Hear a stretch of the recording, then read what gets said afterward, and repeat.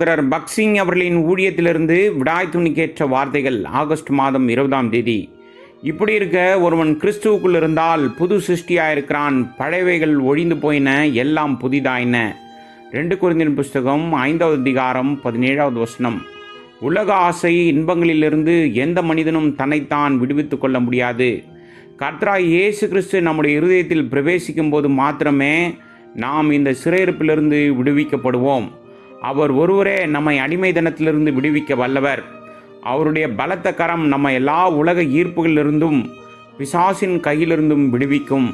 மறுபுறம் தங்கள் சொந்த முயற்சியினால் தப்பித்து கொள்ள முயற்சி செய்பவர்கள் விரைவில் மீண்டும் அடிமைத்தனத்திற்குள்ளாக ஈர்க்கப்படுகிறதை நாம் பார்க்கின்றோம். ஒரு உணர்ச்சி மிகுந்த பிரசங்கத்தை கேட்ட பிறகு புகைப்பிடிப்பவர் சொன்னார், நான் புகையிலையை இனி கைவிடுவேன் என்று. பிறகு பெரும் முயற்சியால் 3 அல்லது 4 நாட்கள் தன் முடிவை கடைபிடிக்கிறார். அதன் பிறகு அவருடைய வயிறு அவரிடம், அன்புள்ள எஜமானே, எனக்கு புகைக்க வேண்டும், நல்ல உணவு, பால் மற்றும் இனிப்புகள் என்னை திருப்திப்படுத்தாது, நான் புகைக்க வேண்டும், நான் புகைக்க ஏங்குகிறேன், எனக்கு புகை கொடுங்கள், புகைப்பிடிக்காமல் நான் மரித்து விடுவேன் போல இருக்கிறது என்று கெஞ்சத் தொடங்கும். கடைசியில் அவர் விட்டு கொடுக்கிறார். அவர் தனது பழைய பழக்கத்திற்கு மீண்டும் இழுக்கப்படுகிறார். இதுதான் பொதுவாக நடக்கிறது. கர்த்தராகிய இயேசு கிறிஸ்துவின் வல்லமை நமக்குள்ளே கிரியை செய்தால் மட்டுமே நாம் பாவங்களிலிருந்து விடுதலை பெற முடியும். அவர் உலகம், பிசாசு, பாவம், மரணம், நரகம் இவைகளிலிருந்து வெற்றி சிறந்தார். அவர் மூலமாக அவரால் நாம் வெற்றி பெறுகிறோம். என்னை பலப்படுத்துகிற கிறிஸ்துவினாலே எல்லாவற்றையும் செய்ய எனக்கு பலன் உண்டு. பிலிப்பியருக்கு நிருபம் 4வது அதிகாரம் 13வது வசனம்.